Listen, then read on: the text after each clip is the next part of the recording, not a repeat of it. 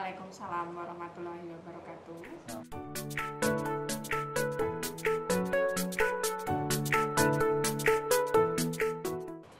Berapa sering? Hampir tiap hari saya baca buku, Mas. Hampir tiap hari ya? Ya, karena untuk keperluan mengajar itu saya selalu membuka buku ketika malam hari, paginya untuk mengajar, dan saya mungkin bisa dikatakan termasuk rajin ya update materi perkuliahan, sehingga saya perlu membaca buku-buku teks, jurnal atau apapun itu menjadi materi untuk perkuliahan.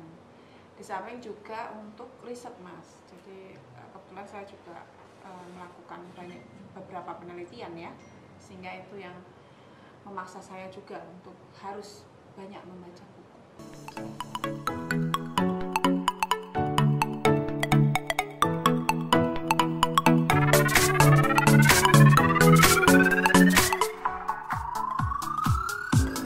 Buku yang paling sering saya baca itu buku-buku tentang hukum tata negara. Ya, kebetulan saya pengajar hukum tata negara dan background keilmuan saya di bidang hukum tata negara. Jadi ya isu-isu yang terkait dengan hukum tata negara itulah yang lebih banyak saya baca ya dibandingkan isu-isu yang lain.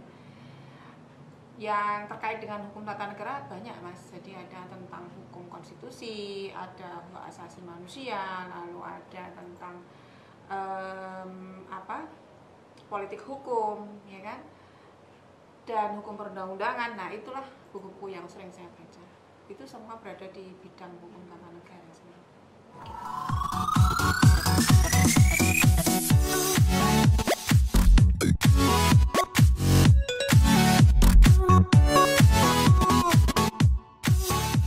Buku yang paling berkesan adalah bukunya karya Profesor Jimli Asidiki.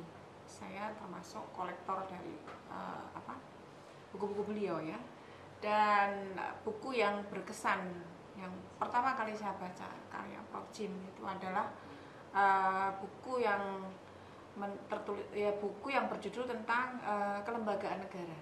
Ya, jadi disitulah yang membuat saya lebih tertarik untuk mempelajari lebih lanjut mengenai lembaga-lembaga negara yang ada di Indonesia ya, karena Prof. Jim ini membuat klasifikasi yang bagus kalau menurut saya, yang ilmiah begitu ya, terkait dengan lembaga-lembaga negara. Sehingga untuk penulis yang di bidang hukum tata negara, saya sangat terinspirasi dengan buku-buku dari Profesor Jimli Asidiki. Dan inilah juga yang membuat saya untuk menulis ya, baik menulis disertasi maupun menulis buku, karena disertasi saya inspirasinya lebih banyak dari buku beliau ya, inspirasi disertasi saya.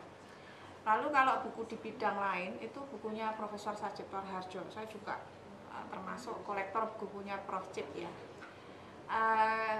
Kalau Prof. Cip lebih ke pandangan beliau tentang hukum yang lebih sosiologis begitu.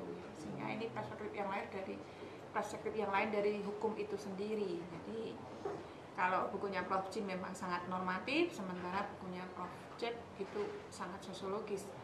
Sehingga dua tokoh inilah sebenarnya yang banyak menginspirasi saya dalam menulis, dalam meneliti ya, dalam mengkaji suatu hal gitu. Selain dua orang ini ya, kalau untuk aktivitas meneliti ya, itu saya terinspirasi oleh Profesor Dr. Nikmatul Huda. Beliau ini adalah bukunya juga banyak sekali kan, buku Profesor Nikmah ini. Dan beliau yang selalu mengingatkan saya untuk menulis buku, karena beliau menginginkan murid-muridnya, saya adalah murid beliau, murid-muridnya itu produktif menulis buku seperti beliau gitu. Nah, jadi untuk aktivitas menulis ya, aktivitas meneliti itu saya lebih banyak melihat sosok Profesor Dr. Nikmatul Huda gitu. Tapi kalau untuk ciri khas tadi ya, ciri khas tulisannya Prof. Nik, ciri khas tulisannya Prof. Cip atau Prof. Jim itu memang ada perbedaan, Mas. Kalau Prof. Cip itu memang lebih ke apa ya, mungkin ke refleksi hukum ya, karena kajian-kajian biososiologis ya kan, filosofis hukum itu untuk apa, kenapa hukum dibutuhkan, bagaimana hukum mengatur manusia begitu, lebih ke pertanyaan-pertanyaan yang seperti itu.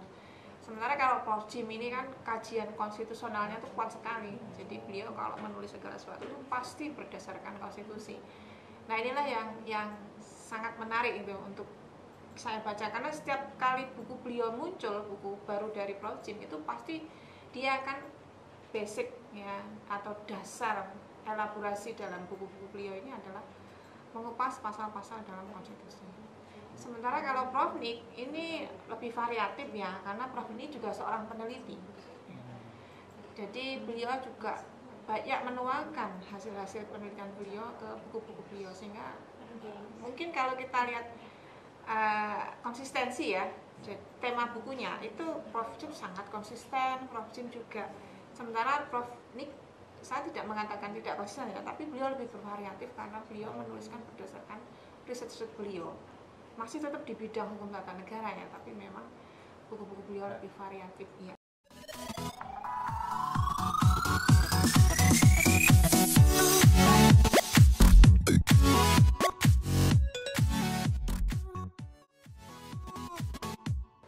Ya,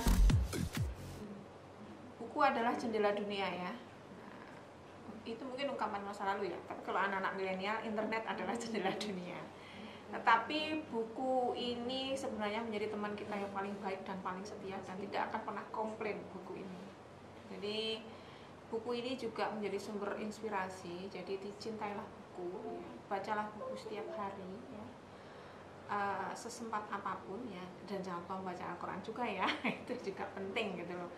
Nah, sehingga untuk generasi muda ya, untuk kalian para mahasiswa, pelajar, jangan lupa membaca buku, cintailah buku, karena buku ini adalah sumber ilmu, dan apa yang tertulis dalam buku ini adalah banyak hal-hal yang penting yang bisa menginspirasi kita semua untuk melakukan sesuatu, misalnya menulis atau meneliti atau melakukan kajian-kajian begitu ya.